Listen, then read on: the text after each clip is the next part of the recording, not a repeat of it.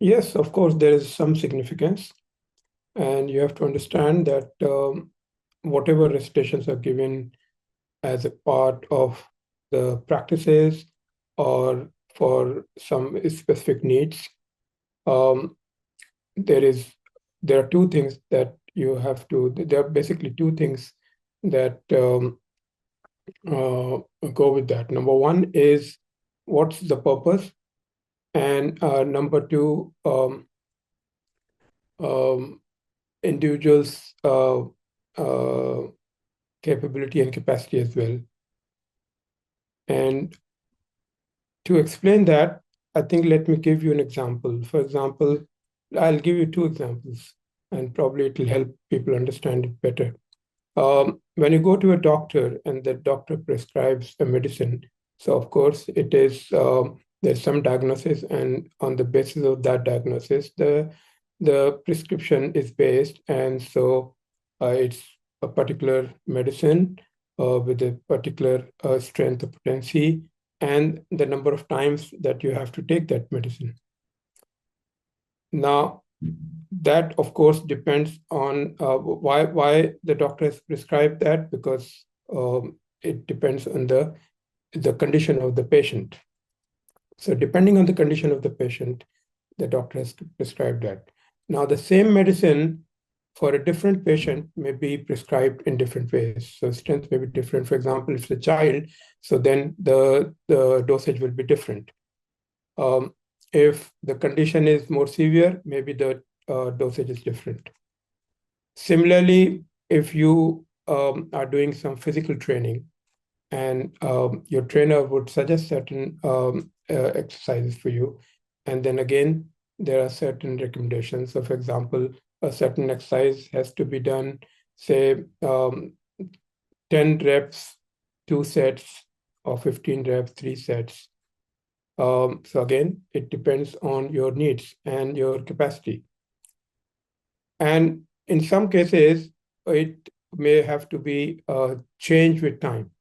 So, for example, the medicine may have to be changed with time, depending on how you are responding to the medicine. Similarly, this physical training with time, when you get used to it, so you may be able to do, uh, instead of 10 reps, maybe 15 reps, 20 reps.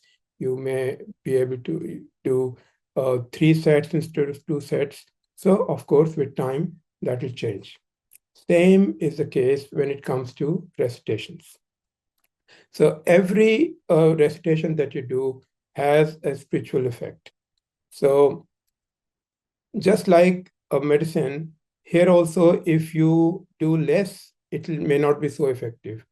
If you um, do more, just like if you take double dosage of a medicine, it will be harmful. Similarly, here, if you do more than what is required, then it may be harmful for you, because how can a recitation be harmful?